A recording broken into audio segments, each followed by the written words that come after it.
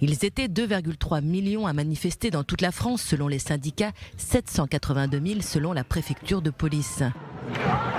Non, pas là. En plus, c'est historique parce qu'il y avait longtemps que les organisations syndicales n'avaient pas fait l'intersyndicale comme aujourd'hui. Vous pouvez le constater, il y a énormément de monde et je pense qu'aujourd'hui, il y a une prise de conscience que le gouvernement devrait avoir par rapport à ça. Le peuple aujourd'hui en a assez, veut être écouté, entendu et il faut prendre conscience que ça devient difficile, la vie devient difficile. Voilà. La manifestation du 1er mai a rapidement viré à l'affrontement entre Black Blocs et forces de l'ordre dans plusieurs villes. Au total, 108 policiers ont été blessés et près de 300 manifestants ont été interpellés dans toute la France, dont 111 à Paris.